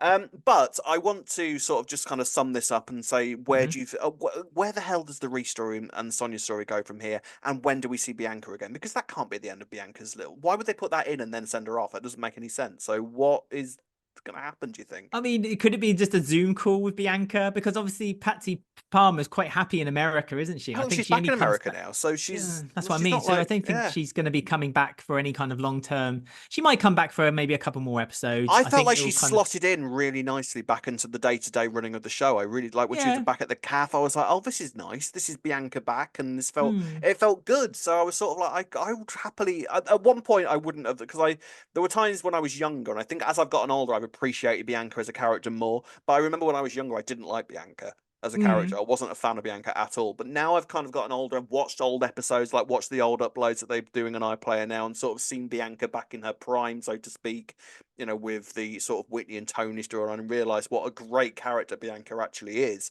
That I feel like when she was back doing the day-to-day stuff, I was loving it, and the sort of like that really, really feels right. So I could quite happily have Bianca back as a regular character. Whether Patsy Palmer wants to do that again is a different matter. But Patsy Palmer wouldn't. I can say that 100% with sincerity. No. The thing with Bianca, for me anyway, and I'm happy to argue the toss, but for me, with Bianca, I think is she is good in smaller doses. Okay, I think with Bianca, because she's so fiery and so aggressive and so kind of like over the top almost. Yeah. I think in small increments it works. If she was put back into and the fact that she can slot into the show so easily shows that the show is in a good position where that kind of stuff can happen. So you could just bring someone in for a little bit and come out and in and out. Yeah, I mean, if they were to bring Bianca back, I would then say, well, why not Carol? Because I'd love Carol. Carol and David, bring Carol and David, and now you've got Cindy back. It feels like, why wouldn't you bring David back for a little bit? Doesn't it? Yeah, absolutely. Let Cindy have 3 affairs on the go. Why not? Have Carol. Have Carol. Why not? Make her by, it's a polyamorous affair. Why not? But no, absolutely, I agree with you with the Wixies as well. I mean, bring 100%. Simon back if you fancied it. Yeah, why not? Nick Berry, what's he doing these days? Why not bring Brooksy back? He's just getting the money from the Heartbeat releasing. Yeah, that must be going down ever so slightly these days. Right, so final storyline of the week, ladies and gentlemen, I thought was a real highlight of this week was the funeral of Keanu and Linda going to an Alcoholics Anonymous meeting at last. Final storyline of the week, and Father's Day is arriving, and Linda is finding it difficult. So, I mean, I understand why she is on the verge of this breakdown and why Sharon has to take us to Alcoholics Anonymous, because Linda really has fallen off the rails. I would argue, I don't really see why she had to be thrown into a bath and hosed down. Like, shits and giggles, isn't it? Eh? Yeah, I mean, literally, that's all that seemed to be about, really. I get that they had to sober her up, but really, just kind of pour coffee down her. You don't need to hose the poor cow down. The fact surely. that Johnny also encouraged it. He was like, keep going. Yeah. Come on, Sharon. In fact, at one point, it was like, no, I'll do it. It's fine. Yeah, give me the hose. Give me the hose. It'll be Hello, fine. Mum. New Johnny, what are your thoughts on New Johnny? I've grown Johnny, to like him. I've grown to like him. I'll be honest, when he first arrived, he was a bit Ben-like for me. I was about to say that. But they've calmed him. I feel like they've calmed him down a little bit now, and he's sort Hmm. of feeling a little bit more like the Johnny of old. So, and I think the actor's great, but it's just the way that he was being written, I thought wasn't quite what I wanted from Johnny. But I think he's kind of growing into it now. Yeah, no, it's fine. I same as you. He's warmed to me a little bit, but then he's not in it. And his beard, I thought he looked very good this week. Do you think he's a good-looking guy? I do. I quite like him with facial hair, I have to say. I like that he's part of the Six story as well. Like he's one of the very few, him and Jack. There is a third, isn't there? Other than the Six who know about what had happened. Well, I forgot all about the fact that Jack knew about it. Yeah, Jack knows. Of course, Jack knows about it. Jack knows everything, doesn't he? Jack there. Yeah, so but yeah, no, I feel like it's inevitable, and get ready, Ballon fans, to send the hate that him and Callum will get together at some point. Yes, it's inevitable. Let's be honest. See, this is the thing with the Johnny thing, right? Okay, so it's all very well that you would say about Callum, no, he would never ever go with anybody other than Ben. He is dedicated to Ben. I'm sorry, but that means that you are thereby restricting Callum of any storylines. You want him just to be a background just character. Look at what's happened to Callum for the rest of eternity, right? Since they did the thing with Ben, doing a fraud in America. I'm sorry, that makes me cry. I'm sorry, that's hilarious. So he got done for fraud in America and then got sent to an American prison. We're not going to see Ben realistically now as a character for a number of years. For a number of years. Since Ben's left, there has literally been nothing for Callum to do. He has become a background character, just gangling along, just going, I'm Callum. I hear tell that there is stuff coming up for him in the next couple of weeks. I was about to say, I think that his policing as a detective, I'm strongly using inverted. Do you remember when I remember when we used to do a podcast? Callum was a support officer. Do you remember those days? And now he is literally a detective. Well, it happened. If you remember rightly, he was a police officer. Oh no, he became a police officer after COVID, wasn't it? So COVID happened. He was a police officer because the first scene was him getting someone going, "Yo, nicked," and then he showed his badge. And then in a matter of weeks, not even months, in a matter of weeks, he had done the training enough to be a detective. Then he was sat in front of a laptop looking at CCTV footage at Denise going in and out of hotels. He has grown. He's climbed the ranks. So much, he will be head of police by the end of the decade. This week wasn't about Callum. It was about talk about Johnny. I could rant about him all day long. I knew that we were going to end up getting there at some point with you. It was only a matter of time. I'm frankly amazed it's taken this long. But so the Six storyline was kind of parked, I think, in just the right way so that the other characters, because the Six storyline was a massive part of 2023, so I think it was right that the Six storyline was sort of parked whilst other characters could do some stuff. It was going at such a speed. It was going at such a speed. I was shocked by how quickly they were getting through the story. You had to give them a moment. Yeah, you had to give them a moment of just sort of breather, let the characters recover from what had happened to them as well, I think, as well. Denise having a mental breakdown and Sharon going to Australia for a few months. And Linda basically just completely and utterly falling off the wagon. This presumably is the start of Linda sorting herself out, and I have to say, even though it clearly is necessary, I know, but I am going to miss Linda being drunk. Are you? She's the I love Linda drunk. Tired of drunk. Oh, I love Linda drunk. I was getting really, really fed up with it. I was getting fed up with it. It was getting so boring. She is so funny. Like, Linda's drunk. Oh well. I think she's so funny. I didn't find it funny at all. That's because you're a miserable ass and always have. I know. The only funny thing about it was the fact that she thought that she legit thought that no one knew she was drinking by drinking from that coffee Well, that's cup. quite a common thing, isn't it? It's quite a common thing. She You think you're being legit thought subtle no with one it. saw her with a bottle, like, like it's like everyone knew Linda. I Come see. on now. I think that she has been I think that it's been a. I think I've always admired the way that they've done this alcoholism story with Linda, because it's not like they've sort of floated in and out of it and sort of made her an alcoholic as the story has needed, like they have done with other characters in the past. I think that they've sort of, it's been quite a realistic journey for her as an alcoholic, because at the same time, as somebody, you might say to somebody, you need to stop drinking, you need to sort yourself out. The realistic side of it is that she's only going to stop when she's ready to stop.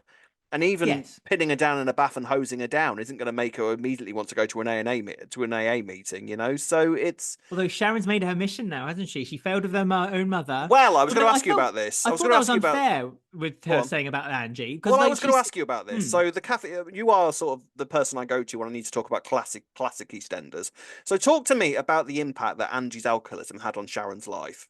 Well, it was big. And the comparisons that were made. Yeah, it was a big time thing, because obviously she was living under the roof with her dad, Dirty Den, who was literally always underhanded and up to tricks and having affairs left, right, and centre. Yeah. And it was ultimately the fallout of Angie, because Angie loved Den so much and tried desperately to keep hold of him, and everything she did almost pushed him away further. And to the point that she had to fake that she had cancer, in order to try to keep hold of him. And then when he found out, that's when the famous divorce papers scene came. Yeah. So, Sharon had to not only deal with the fact that her mother was an alcoholic, but she also had to deal with the fallout of her parents in its totality. And the toxic relationship they had in the first place. It was a very toxic relationship. And this is why I felt like it was a bit unfair to say that, like, I tried to do this and that, because Angie was in a very difficult situation with Den, and it was like one that he was openly having an affair behind her back, and he didn't even try to hide it, but he stayed with Ange just out of convenience, and it was just who's doing that these days? I wonder. It was the comparisons, I think. And so Dirty Cindy. Dirty Cindy. I mean, yeah, Cindy's like if I didn't know better, I'd say that they were dead in high heels. There's dead in high heels. That's and she faked her death as well. There you go. You see, yeah, there you go.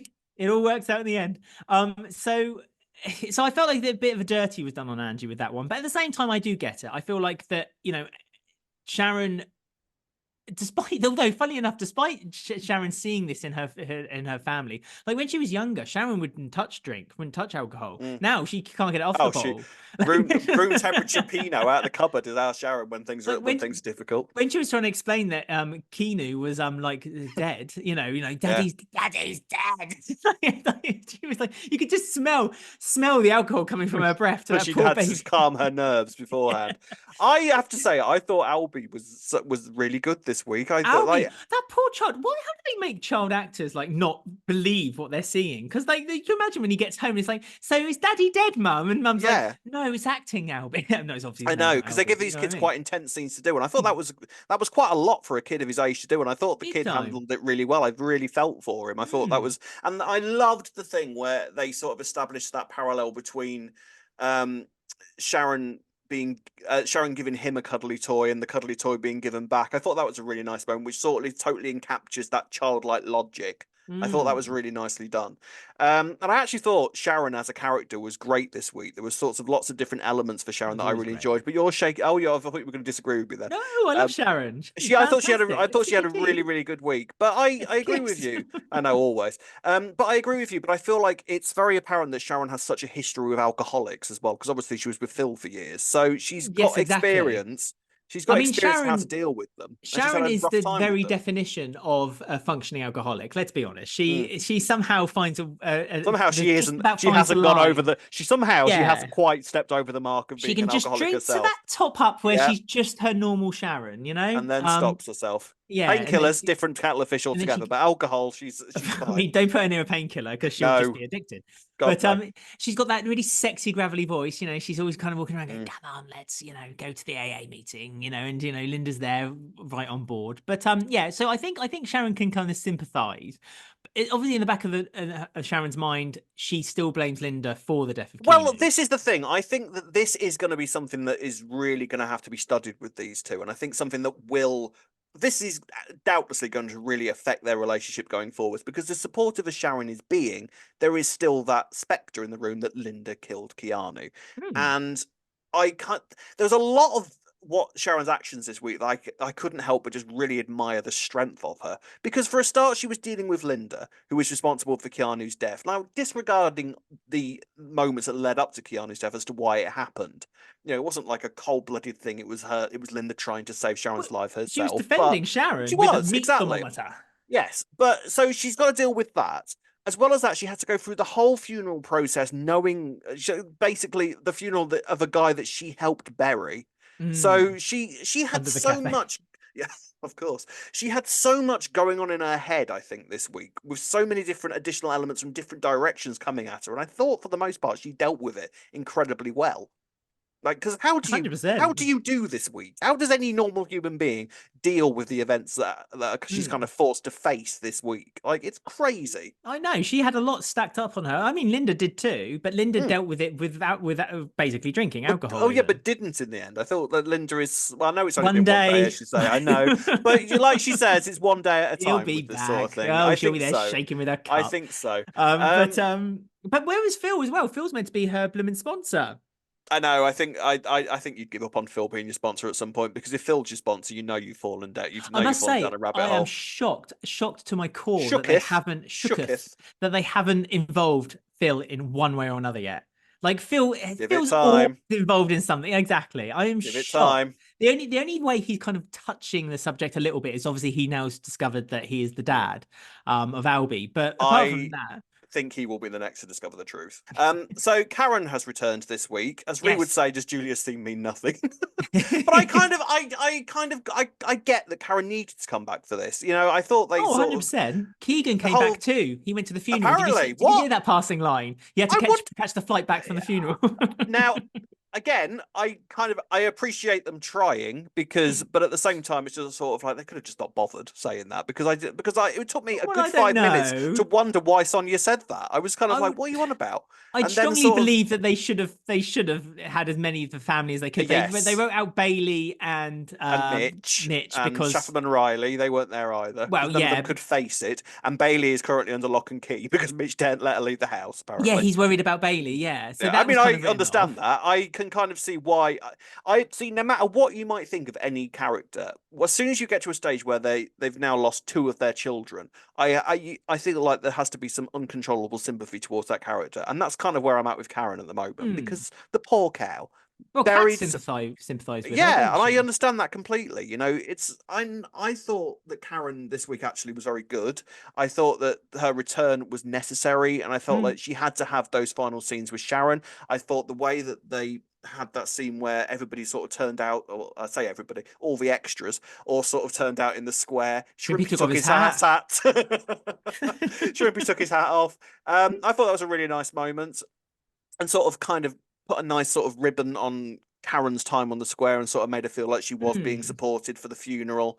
And what that sort of did, I thought, was sort of remind us that for the six, this actually is far from over. Even Hmm. psychologically, they're always going to have this at the back of their head. Even someone like Suki is going to struggle a little bit with sort of dealing with the repercussions of this as time goes on. But it would seem that the drama for the six is far from over. They may be taking a bit of a breather, they think, at the moment, but we had the return of Dean this week. Yes, Dean Um, Wicks. Karen went to go and see Dean. Again, I sort of understood why she needed to do it. But the one person, see, now I had an issue with this when Dean was sent to prison, because the policeman literally turned around to Dean and said, "Yeah, Linda told us that you did this," which no policeman would do in real life. So that at the time felt clunky, and I wondered why they'd done it, other than to kind of give us the viewers that satisfaction of Dean knowing that Linda had won. But Hmm. now we've got the reason as to why Dean actually had to know that, and there was no other way really for him to know it, was so that he could tell Karen that Linda was behind him being in prison. And apparently we are led to believe that Karen is starting to believe him, because there was those moments where Karen was sort of looking at Linda a little bit suspiciously, I That's what I was thought. going to say. At the Yeah. Vic, when Sharon and Karen were talking to one another, something was said, and then Sharon looked at Linda, and Karen caught that look between them. And then it was at that moment she was like, "Wait, I'm going to the shop." I mean, Must how go quickly... before I show myself up again. Yeah. Goodbye. First of all, she went to the prison then to claim that she was Shirley She was Carter. Shirley Carter, yeah. Because it's as easy So as that that, isn't works. it? I Yeah. just pop into a I prison and say, I "Oh could have yeah, done that. I'm John Smith." "Oh, Yeah. okay, John, in you come. They're Have very you any busy. ID?" Very busy "No, at the prison services. Very I busy. I haven't got appreciate time they're to very check good. I everyone. appreciate their full, this is a political stance, which we won't talk about, but No. but I mean, surely an ID You'd think. You'd at the think. very least, a I don't bus know if it would be pass that to prove who easy. they are. You know I what I don't mean? know if it would be that easy for her to get in, but they It's need to as do soon it as- quickly. I know. I know it's for the purposes of story that they rushed it along. Fine, It's I the get world it. of soap. Now and I again, we mean, have to sort of roll our eyes and go with it, don't you? Karen knows that Dean was unconvicted for Linda's rape, so I Yes. feel like maybe Karen should maybe take the lean toward maybe Linda's side still, even though Dean's kind of saying, "Oh no, Yeah. Linda's lying." Because surely someone like Dean, if you know anything about him, of course he's going to lie. Of course he's going to That's pretend. what I He's going to make mean. this is So I get that the idea. We were supposed to believe that when she went to the prison to see him, there was supposed to be those crumbs of doubt in her mind about Linda anyway. Hmm. So I mean, he's been imprisoned really on very circumstantial evidence. Let's be honest. yes, It's all very it's reliant on the Wolford fact that they... Police. Wolford Police, I of mean, course he Wolford has. Police. Callum Frankly, is the head of Wolford Police. What do you yeah. So expect? it's Him no and wonder, Jack. really. But But like it's all very, very, very loose. The fact it's on one woman's testimony, Linda, who they have a history together, and the meat thermometer. And I think really that's very tenuous at best. So I feel like... ever since Keeble left, Wolford I Police has gone mean, it's down the falling drain, apart, hasn't it? It's hasn't it? just falling Yeah, just apart. without her. It's their own fault. So I don't know. I don't know. I mean, there was always it was always going to be the trial, wasn't there, with Dean? So we still got that to come, and so that's obviously on its way now. So I suppose that kind of brings the sixth story a few Yeah. months down the line. I don't know how quickly the court case would come forward, but I don't know, but I feel like this is now the start of more drama for Linda and specifically for Sharon, because Karen has already sort of, I think she had to bite her lip to even be nice to Sharon by the end. They kind of got on the same page, I think, a bit, but it won't take much for Karen to sort of, she doesn't need much excuse, I don't think, to turn against Sharon that's all the over thing, isn't again. it? She doesn't need an excuse to turn on Sharon or any of them, really. I mean, she's still out for blood. She's her and Bernie, to be fair, are both kind of on the like sniffer dogs on the trail for who killed Keanu. And Sharon is their like still their number one suspect. So despite their kind of making up at the back of the Vic with the help of Kat, I feel like that was a fleeting moment because the emotion kind of overthrew them. And I think now with a clearer head, I say clearer head, a Karen clearer head. Karen clear head, which is a very foggy head for anybody else. Still, right. Yeah. I feel like that she's still going to be on that path. I mean, unless Karen's back now as a more serious character, I don't know how they could involve. No, I don't feel how they could involve other than maybe a bit of a shouting match next week. I can't really think how they would involve them anymore at this point. I think we're supposed to believe now that this is the start of the Six's sort of very kind of hastily stuck together plans starting to fall apart. Unravel a bit. Sticky back plastic can only last you so long, unfortunately. Look at your calendar. That's exactly. So that's the sort of the plan sort of worked for them. Circumstantial, like you say, very loosely, and they're lucky that their neighborhood is run by Wolford Police, because otherwise they'd be screwed.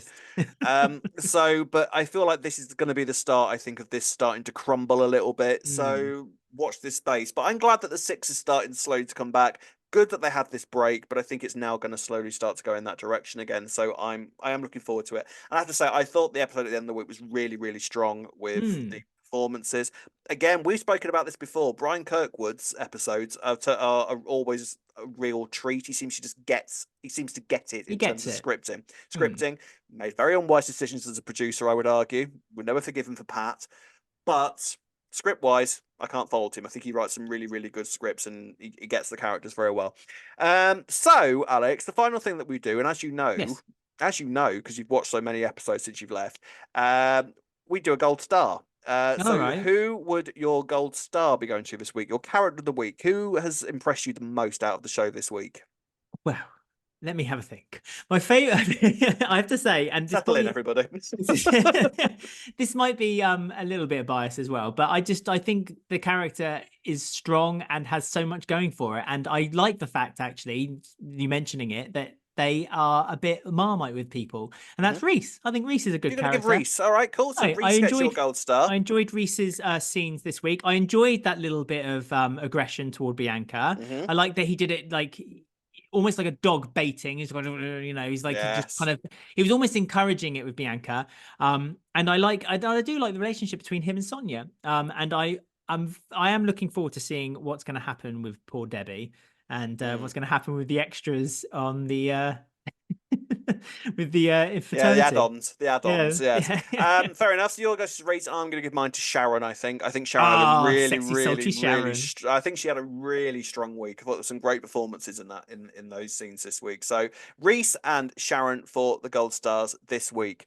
As always on the podcast, the final section is comments from you lovely people. Before we get to the comments, we have some news, which is quite exciting. EastEnders has announced that 3 new Mitchells are on the way as Stevie's secret family is to be revealed. Teddy has turns up in Walford later this month, alongside his 2 sons, older boy Harry and the younger son Barney. They'll be looking for Stevie, and once the family are reunited, Stevie is forced to tell Billy he has a half brother he never met. So I know what your views on the Mitchells are. You're sometimes against the sort of shenanigan period, as you like to call it, with all the gangland stuff and all that kind of thing. I feel like the Mitchells needed this, though. If you're going to keep the Mitchell line going, you needed to sort of breathe some new blood into it. So I think I've seen a few people online sort of talking about how it's a bit disappointing that it's 3 blokes instead of kind of bringing some new females into the fray. I would argue that you're talking specifically about Ronnie and Roxy at that moment, and that you want them back rather than the new Ronnie and Roxy. You basically just want Ronnie and Roxy back. And I feel like more characters will come in because of this. You'll get some new women involved in this somewhere along the line. What are your thoughts about some new Mitchells coming in and sort of building up the new generation of Mitchells, basically? With Ben gone, Phil's sort of in his silver retirement years, I think you could argue. So what do you think? Well, you're saying about Phil, I love Phil's become like businessman Phil. Like every time you see him now, he's in an office using a calculator, working out what the accounts are. Admin Phil, completely different, isn't it? He's learned maths in his old age, bless him. Yeah. He's done an Open University course in his spare time. Between bashings. So yeah, the Mitchells. I mean, the Mitchells are the Mitchells are the Mitchells. I mean, the Mitchells have been basically the centre family of EastEnders since the beginning of the 90s. Let's be honest. It started with Fowler and the Bills. It was always meant to be centred around them, and then as time progressed and they started to fleet off, and new executive producer wanted to give the show a bit of a kick up the bum after the really bad era of the late 80s. They introduced the Mitchells, and it succeeded. And then they started introducing Peggy and Sam and so on, and it all increased from there. So I get it. I get that the show is synonymous with the Mitchells. EastEnders is the Mitchells. If I said the Mitchells one more time, I get a prize. So I do get it, and I think Chris Crenshaw also has an affinity with the Mitchells as well. I get that too. Hence why he did that flashback episode of the Mitchells, which I loved. Good. Yeah, we all enjoyed it. We had Billy centre stage as doing the historic shooting storyline, which we were all shocked by, but it happened and it worked. And Perry was pretty decent, actually. He was, much to my surprise. He's his dad coming into it. I love that character actually very much. I think he's a good character. I enjoyed him being in it and popping up the bar with Big Mo at the moment. So it's not so much as though I'm disappointed. It just feels like it's inevitable that he was going to do something more with the Mitchells. From the photo alone, as you say, they're 3 white men, so get what you're going to get from but then the Mitchells have never been. You've never got diversity from the Mitchells, really, have you? I get it. Although there is something interesting to be taken out of this. So the 3 cast members, Teddy is going to be played by Roland Manukian, I think is the way you pronounce his name. Older boy Harry is going to be played by Elijah Holloway, and then Barney is going to be played by Lewis Bridgman. Now, looking into this, the promo picture that was released of the 3 new characters coming in, I was kind of curious as to why Barney appears to be holding a book. I was like, well, why is that there? What's that supposed to be telling us? So I kind of had a little bit of a look online, and it turns out that Lewis Bridgman has autism, which is great. So I wonder if this is actually going to be the first sort of grown-up regular character. I know we've got Ollie, and we've it's sort of been hinted at, but autism isn't something that's really addressed all that much with adult regular characters. So I think that this is maybe the start of something on that vein, which will be quite interesting to sort of see unfold. I mean, again, it with anything with the Mitchells, would that be considered a weakness in the bloodline Possibly, of the Mitchells? yeah, you So can is see that. You can see that sort of being addressed. But I wonder if we're in an era now, I think, where even Phil, I think, has moved on from that sort of thinking. He's not as. I mean, Phil is practically he's a waving rainbow the rainbow warrior. flag. He's a rainbow warrior these days. So Hot I pants think next week. absolutely. So I think. Yeah. So I think that that's maybe where this storyline will be going with that character anyway. The other two, who knows what we might be getting from them, but I always like a bit of new blood being injected into the show. Yeah. Oh no, I agree. I feel like you remember when the Moon Brothers were introduced to the show, yes. and they brought in a bit of shenanigans in their way that they kind of both worked in the underworld a little bit. I feel like that might be some kind of hint of that kind of going down that road as well. Barney's actually the one I'm most interested in, and because I think that because you already have a history written there. Obviously you do with the Mitchells, so I'd be interested to see if he kind of is almost like Billy, seen as a bit of like the runt of the group because and how the Mitchell kind of deal with that. I mean, as long as they don't introduce them the same way as they introduced the Panasar brothers first of all, and they kidnap like a Lola type character and then take her to a warehouse and watch Sky Sports. Start them as they mean to go on, sort of thing. And have Jags listening to Whole Again or whatever it was, Atomic Kitten in his car, that kind of stuff. Let's not start that. It's a good song. It's a great song. It's a good song. But it kind of like wrote Jags's character straight away, and it wasn't a perfect start for them, really, was it? I remember being obsessed with Kirat's socks, and in that scene, you were obsessed with a lot of things about Kirat. I mean, he's a good-looking lad, isn't he? Back in the day, that was your thing. That sent you to sleep at night. It's absolutely, but didn't sleep. But as I say, it's very exciting. It's great. It's great, as you say, to inject it. I mean, it's the Mitchells, so I expect it. There's only one path it can go, but that I'd like. You may be surprised. You may be surprised. And I think something about this era has been that surprises have sort of come. There's been plots going in some directions where you think you can see it coming a mile off, and then all of a sudden it will go wildly in a different direction. So I trust this era to sort of bring in, if you're going to bring in three, like you say, three new white Mitchells men. I think that we might get something a little bit different from them. And like I say, this is ultimately going to be the new generation of Mitchells, because whether you like it or not, and how much we as EastEnders fans always cling to the past, thinking about Peggy and Grant and Phil and all that kind of thing, those years have gone. You need to, if you're going to invest in the Mitchells as the character group, instead of just letting them die out, you need to inject this new blood into it every now and again. So I think actually it would sort of see. It would have been a bit dangerous if they had chosen to introduce maybe an older female character or two sisters, because they're always then instantly compared. Be compared. Yeah. And I think that we've seen, especially in the era of the internet, that keyboard warriors are very quick to kind of then bring it up and say, well, actually, and then just going off on one. It's like, well, they're not as good as this. Well, they're not as good as that. And I think that actually doing a fresh start, having new characters with new stories to tell, despite it being Mitchells or not, I feel like that actually is the wiser move. Don't play to the fans too hard, because if you start doing that, then it can be like it's being dictated to by people who don't necessarily have the right to tell you what to do. Can you imagine being that sort of person, Alex? I can't imagine being in that role myself. They did like my Cindy story, so they did. They kept that going for them. I'm yet to have a turkey thrown across the table at Christmas Day, though, Alex. Although I live in hope. I live in hope. But I think you're right in the sense that it's always wise to sort of bring in new characters with something connected them currently to the show. Even the Carters, when they first came in, had Shirley kind of guiding them in terms of their roles. The Knights have come in. They had Linda there and Elaine, who we kind of knew, even though she was played by a new actress now. It sort of kind of keeps that familiarity going. So it sort of gives you easier access to these characters coming in. And it'll be the same with these guys coming in. They've got that Mitchell connection. The Mitchells have got so much textured history to sort of remember, even if this is a new side of things that the Mitchells didn't necessarily know about. I feel like Phil definitely knows about it, though. It's one of those things that Phil just, because Phil knows everything. Oh yeah, he'll keep it under his hat. It's one of these secrets that Phil has just known about and just forgotten about. So I'm looking forward to it, and I think we'll be meeting them in the coming weeks, so we'll see where that goes. Have you got a comment to read out, Alex? Oh, I have actually. Hang on a moment. Bear with me a moment. Here we go. So I have found one from Lauren James. Hello, Lauren. How are you? Are you good? Good. Lauren Charles, for a start. Oh, well, there you go.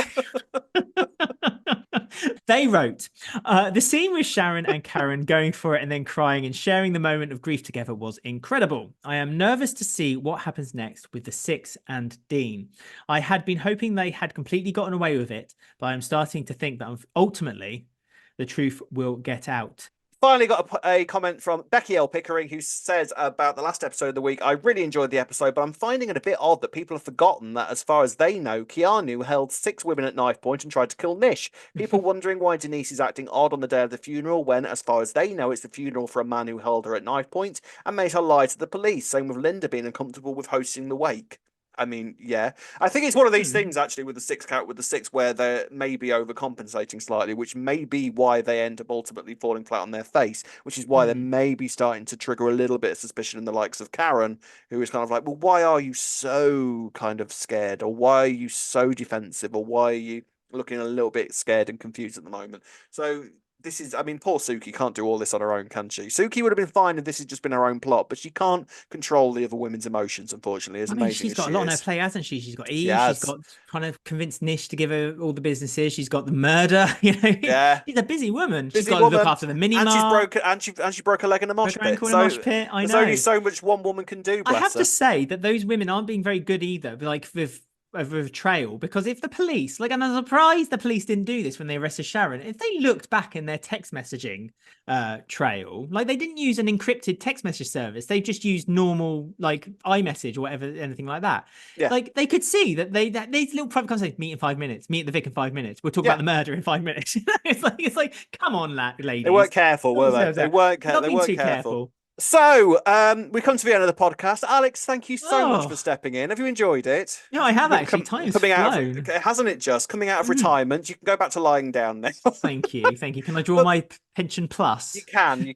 But there you go. Fall down. There you go. Just for old habits never die.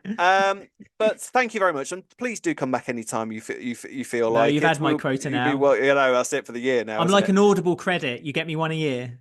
Yeah, you're not getting paid for it. That's fine. If you would like to get in touch with us, you can do the following. You can find us on Facebook at Albert Square After Dark, on Twitter and Instagram at E20 After Dark. Do email us at e20afterdarkpodcast@gmail.com. Give us a like, give us a follow, and if you'd like to buy us a coffee, you can find us on buymeacoffee.com/E20 After Dark.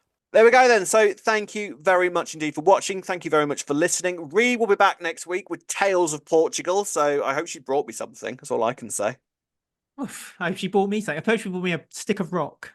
Do they sell rock in Portugal? Is that a thing? I don't know. What do you get from Portugal? It's a straw. It's a straw donkey. Straw hat. A straw donkey. That's what they normally come back with, isn't it? Like a straw. Blackpool's a stick of rock. Yes. Yeah, but Portugal. Oh, Portugal's got those lovely custard tarts. That'll do. Yeah, I hope she's brought back a custard tart. Marvellous. You are a custard tart. I am. It's been said many a time. So until next week, thank you very much for watching. It's goodbye from me. Oh, hello. It is goodbye from myself. Hey, there you go. Goodbye. Thank you very much. Bye.